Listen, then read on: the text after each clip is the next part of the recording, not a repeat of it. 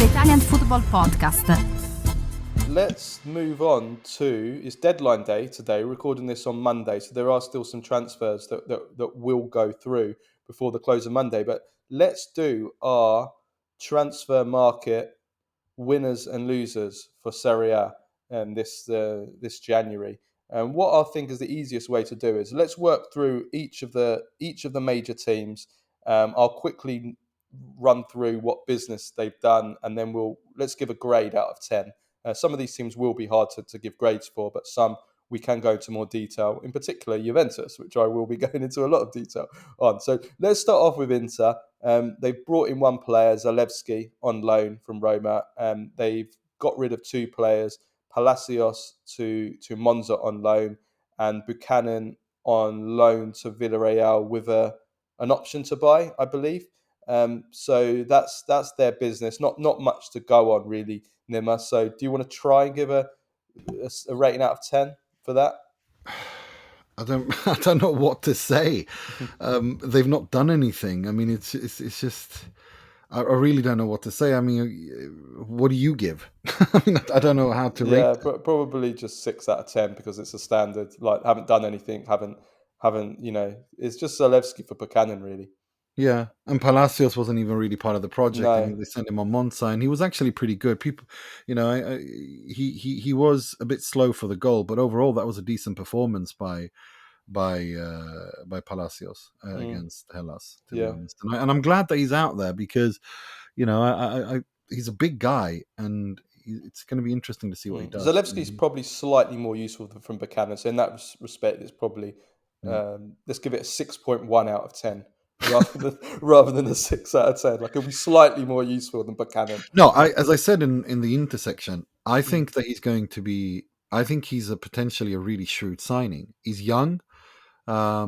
Defensively, there are issues, but look, if Inzaghi can make Di Marco work, defensively, I don't see why he can't improve Zalewski, who's a young player. What I do like about Zalewski is that he's a good crosser, and we saw that. I mean, in a team like Inter, that is something very useful. And it was a great start, the assist and also the cross for Dumfries. Yeah. And he can play on both wings, which Inzaghi likes. No, I think I think that'll be a shrewd signing. Okay, Napoli now. So far, and there is going to be a lot of stuff happening on deadline day. Napoli players they brought in: Scudetto on loan from Cagliari, Hassa from Lecce, Billing on loan from Bournemouth. The players that have gone out are Mario Rui, released, Caprile on loan to Cagliari, Folorunsho to Fiorentina, Zerbin on loan to Venezia, and of course the big one, Kvicha Kvaratskhelia to PSG for 75 million. Now there will be stuff happening on deadline day. Napoli actually want to sign a defender, a midfielder, an attacker. They are in talks to bring in Comuzzo from Fiorentina, which will be a good signing for the future. And for now, they need a backup at centre back, and he's had a very good season until the last few weeks where he's been a little bit disappointing for Fiorentina. But that's also the kind of signing they need to try and refresh and build for the future, because this is an old team that I think is going to maybe struggle next season unless they address that. So that will be a decent signing. Midfield, we'll see if they bring anyone in.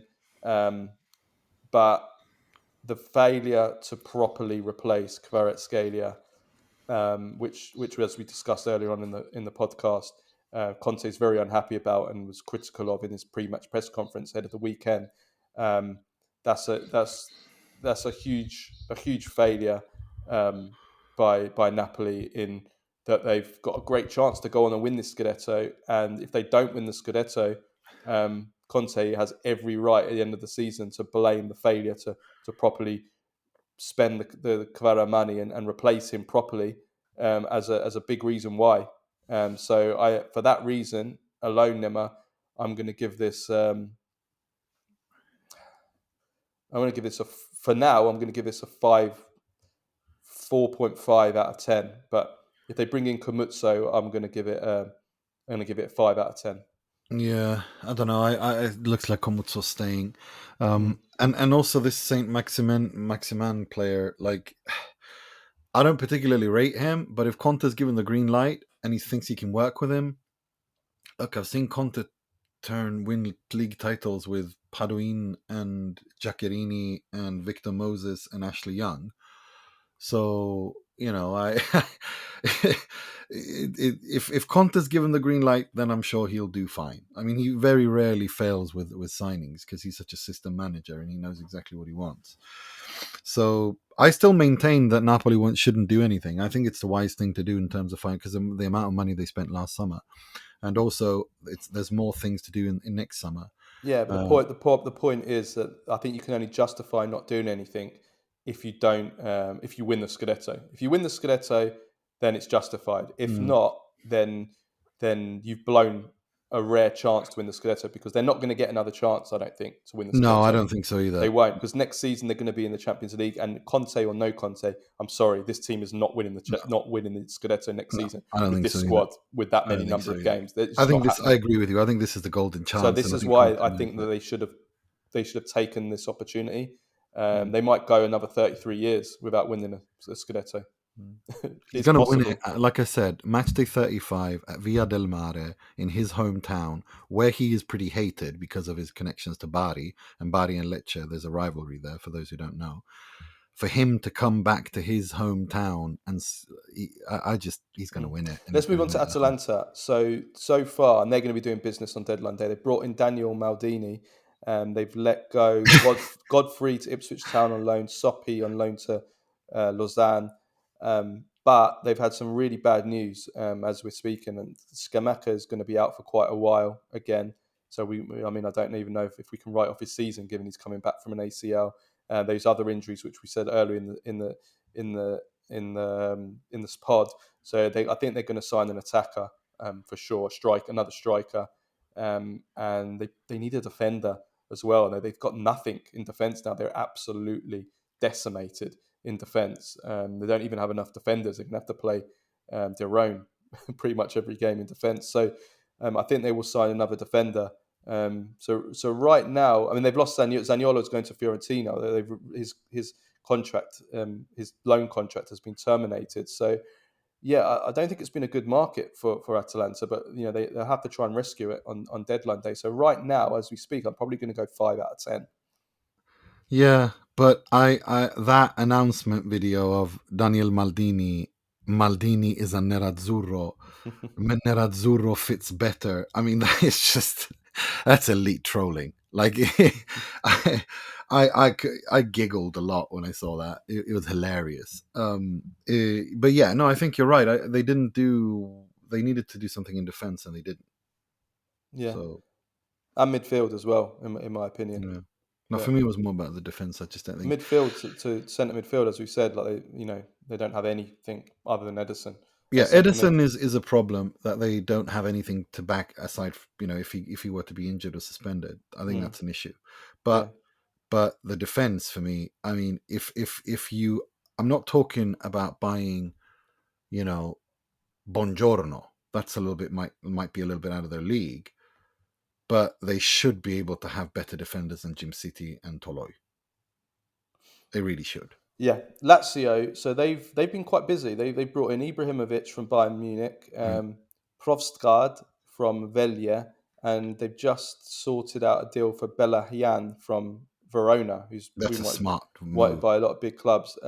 Castrovilli and Akpro both going to Monza on loan. I look at this for Lazio as Lazio basically working for the future. Yep. They really are doing a really good job in buying younger, developing players and creating the next team of Lazio, Mm. which is they've done such a great job because we thought that they were going to struggle for a couple of years. We spoke about it a lot on the pod, and I think that was a logical thing to say, looking at how old their team is and the way that they've managed to so quickly create actually quite a young team with a lot of upturn. They tried to sign Casadei. They obviously missed out on him. So that's That is the most ridiculous transfer soap opera I yeah. think I've ever seen. A friend of mine was a Laziale he's a patron on the pod, David. He messaged me saying this ridiculous soap opera. It's like we're trying to sign Neymar, not Cesare Casadei. It's ridiculous. Back and forth between Torino and Lazio. It's done. It's not done. It's done. It's not done. It's just been a complete shit show. But again, to your first point, Lazio under Lotito are good at building this first step. They're very good at year 0 and year 1. They always fail when they go higher up, and that's just how it is with Lotito. He's very good at rebooting and building something from scratch. So, but they have done it faster than I expected. Absolutely. Much faster. That's why I'm very, very impressed with what I they've hope done. they go on and win the Europa League. I'm pissed off that they can't play Roma in the final, because that would have been one of the most beautiful, amazing things ever. But yeah, I hope they go on and win the Europa League. Whoever wins Roma, Lazio, when I think they play can still. I need to work it out because they're not guaranteed to play them in the last. It's 50-50. If they don't meet them, I'm not sure where they go in the draw. If they go on the other side of the draw and miss it, I'm not sure. I need to work that out. But it's a 50-50 chance they could meet them in the last 16. Juventus, okay, right. So Juventus Welcome to the Juventus bitch fest featuring yeah, Carlo Garganese. Yeah, Juventus are undoubtedly the losers of the transfer market. There's no doubt about that, and that isn't just in reference to the now, today, and this season, but more so, I think, for what it represents for the Juventus project as a whole, what it represents for Juventus building for the future, and what their team's going to be like for next season. What it means not just for the sporting side, but also for the financial side of the club. It's an unmitigated disaster in the whole, if we look at it like that. So the players they brought in so far are Kolo Muani on an expensive loan from PSG to the end of the season, Albert Costa from Vitoria Guimarães for around 15 million euros, Renato Vega on an expensive dry loan also from Chelsea of around, I think, 4.5 to 5 million. And then Lloyd Kelly from Newcastle for 22 You million. say it with such disgust, that poor guy's name. There's no, well, of course. It's not his fault. So far, zero sales. Can't sell a life jacket on the Titanic. Can't even give away a life jacket on the Titanic. Cristiano Gentili. Let me first of all just to comment on the Lloyd Kelly signing. 22 million euros in total, plus a sell-on fee. So that even if Juventus sell him on, Newcastle are going to get some of that. I mean, this is such a horrific deal. I just cannot believe it. Again, this is nothing against Lloyd Kelly at all. I'm not, I hope he's a successful signing for Juventus. I hope he is, and it wouldn't be the first time where we, as in everyone, has been critical of a signing and they proved us wrong. I hope he proves us wrong. I hope he's fantastic. I hope he turns into Bobby Moore. It would be great. But I mean, it's absolutely shocking that first of all, from a defensive point of view, Juventus knew since the beginning of October that they needed to sign a centre back to replace Bremer, who done his ACL. They had 3 months going into January. It's now 4 months now, basically, since his injury. And they've had all that time to prepare. It was obviously heightened by the injury to Cabal as well. And it's come to the end, the final day of the transfer window. And Juventus Majunti are scrambling around, making a panic buy to pay 22 million for a Newcastle reserve who left on a free transfer last summer.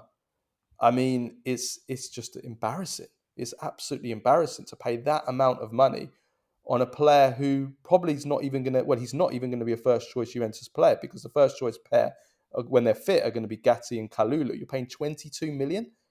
I mean, it's shocking. It's absolutely shocking. And, you could have, if you're going to buy a backup centre back because you're so desperate, just keep Danilo to the end of the season. Keep Danilo as a fourth choice centre back and don't pay anything. From a financial point of view, when you're already struggling, I mean, it's just unbelievable. It's got to this. It's crazy. It's crazy. And this is, that's just the centre back. Then you look at everything as a whole. I mean, how much money has Juncity spent this January? I think somebody else did the maths. It comes to about 45 million in total, the amount of money that he spent this month when you add up all the loan fees. 2 of these loans are they're going to lose at the end of the season, so that's dead money. Albert Costa, who they've signed, hasn't played a minute yet. Alberto Costa hasn't played a minute yet, and is clearly a player that they're going to be developing. And so I mean, Colomani looks like he's going to be a good buy, and hopefully we'll get them into the top 4. But Juventus Juventus won't have him next season because it's only a loan. So this is just no way to build a team. It really isn't it, and it's just another black mark against Giuntoli in what has been a disastrous season for him in the transfer market, going back to last summer, which we've spoken to death about. How much money he wasted: 145 million euros on 3 flops in Douglas Luiz, Coop Miners, and Nico Gonzalez. He's gone 6 months with only 1 striker. He's created a defence that's so shallow that against Benfica last week they had to play 3 midfielders in the back 4. Now you add on to that they've spent 22 million on Lloyd Kelly. They spent 50 million on Douglas Luiz instead of signing Calafiori. They've tried to sell Cambiasso. He hasn't been able to sell anyone, and just embarrassing, really. It really is. Juventus look like a banter club, banter era club with the way that they've handled, the way Giuntoli's handled this transfer market. Yeah, it's not been good, and it reeks of desperation. It really does reek of desperation, but the proof will be in the pudding if depending on how it goes and so on. But it does feel very much like someone who is scrambling, who is backpedaling, trying to save his own butt after a dreadful summer so far, because again, no Italian club can afford to spend 140 million, and all those 3 players so far have been dreadful. I'm not saying that they're going to be. I think Coop Miners and Nico Gonzalez will still probably come good, but Douglas Luiz is it's an embarrassment.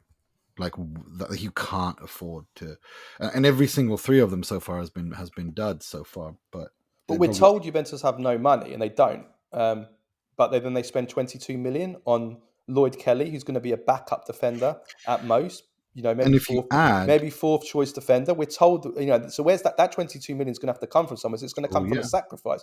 They're trying to get rid of Fagioli on deadline day, which is fine, okay, but they're going to get less money for Fagioli than what they're paying for Lloyd Kelly. So that doesn't make any sense from a financial point of view. Trying to save money. And I repeat this. You could have just kept, if you're going to sign Lloyd Kelly because you've got no depth in attack, you could have just kept Danilo as a 4th choice. Don't get me wrong. I think Danilo's way past his best. He's not good enough, Juventus. But if you're talking about, you're now got to the desperation stage where you just need a body. You just need someone to be the 4th centre-back. You could have had Danilo and not spent a penny. And now you're spending 22 million. Or you could have just kept Dean Huyson, who was doing a fantastic job at Bournemouth. You're paying 7 million more for Lloyd Kelly than you got when you sold Huyson. But this is the whole problem, though, because there was a reason for selling Dean Huyson in the summer, and that was to try and fund their summer transfer market. Bringing in the other players, which have ended up being a failure, right? But the point is that this is the whole issue that I've had with Juventus's transfer markets for a long time, way predating Giuntoli, into the time of Paratici, where it's just one player in. It's just constant firefighting. It is. We have to sacrifice this player in order to be able to, 1, balance the books, but 2, in order to bring in this player that we need to fill in this hole. And it's just constant firefighting. So we have to sacrifice Spinazzola, we have to sacrifice Cancelo in order to bring in this player. So you're getting rid of a good player that's weakening your team in order to bring in a player in another position. We have to sacrifice Dean Huyson because we want to sign Douglas Luiz, or we have to sacrifice Cambiasso in January because we need a centre back and we're going to sign a centre back with Cambiasso's money. Like, this is not how you build. It's just putting one fire out, you start another fire. You put out one fire, you start another fire. This is not a way that a competent top director. It's not something you would ever see a top sporting director do. And this is the problem Juventus have had ever since the Ronaldo. So ever since the Ronaldo deal, it's been sacrificing one player, top player, in order to pay for another one, and it's just no way to build a team. And this is why Juventus are not going to build a successful team with this strategy. No, he is scrambling. It's not looking good, but yeah. No, it's so for me, it's a 1 out of 10. Or a 0 out of 10. Oh God, 0.5 because Colin Moani has been so dramatic. Yeah. No, it's not. You can't give it a 0. Like, 0 out of 10. Oh dear. 0 out of 10. No, Milan. I'd say 4. I'd say something. That's very generous. Milan. So Milan are bringing in Kyle Walker. Brought in Kyle Walker and Santi Jimenez. Calabria and Morata have gone. There is a potential of a late deadline day deal. João Felix is a possibility. Okafor could leave as well. Atalanta are looking at him. So yeah, Milan. I think Milan have done well. Milan have done well. They've strengthened. Yeah, that's all you can ask. Is the team stronger through their signings? Yes, the defense is definitely stronger with Walker and Jimenez. I mean, Morata. Even if Jimenez is not good, he can't be worse than Morata. So time will tell if he's a success. But Morata was not offering anything, so I think it's a deal they had to do. We'll see if it works out. So I think Milan has been good. It's a player they've wanted for a long time. I'm glad they got that over the line. I think 7 out of 10 for Milan. I think they're a stronger team. They're stronger for it. I think that's fair. Yeah, I think that's fair. Okay. Who are we missing? Fiorentina and Roma to finish off. So Fiorentina have been quite active actually. Fiorentina, they still will be. So they've brought in Valentini from Boca Juniors, Fiorenzo from Napoli, Pablo Mari from Monza, Cher and Dur for Besiktas, Zaniolo from Galatasaray, out Icone to Como, Martinez Quarta to River Plate, Christensen, Salernitana, and Coyote to Brentford. They're still trying to do some business on deadline day as well. Fagioli, someone they're looking at, although Marseille are ahead at the moment. I think pretty good. Coyote obviously is a bit gutting because he's someone for the future for them. But I think that Fiorenzo is a good signing for them. Zaniolo can, if they can get the best out of him. Pablo Mari, as long as they don't lose Komutsa, which you said you think is going to stay now, I would give them a 7 as well. Agreed. I think they've done good business, and I think they're already in a good position. So yeah, I think 6.5, 7 is fair. Yeah, and finally Roma. So Roma let's have a look who Roma brought in the January transfer market. So they brought in Wrench from Ajax, Bellini from Atalanta, and they are going to bring in a centre back. It looks like Nelson from Galatasaray, who you know about. It was going to be Godslidze, who came on, who was left out of the team for the Empoli-Juventus game because he was about to join Roma, was forced to come on in the second half because Ismaili got injured, had a disastrous substitute appearance, and Roma decided from that substitute appearance not to sign him and sign Nelson instead.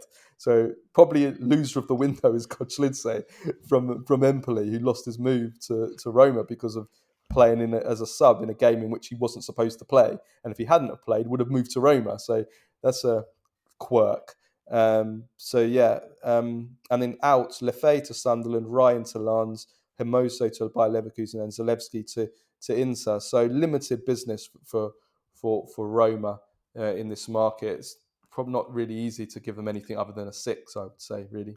Yeah, and also it's a Roma that need to kind of get rid of the nonsense that happened last summer and bring themselves to this summer, the next summer, coming summer, in some sort of a stability so they can actually restart a serious project. So they're basically trying to get rid of players that are not part of anything. And so I think 6.5 is fair.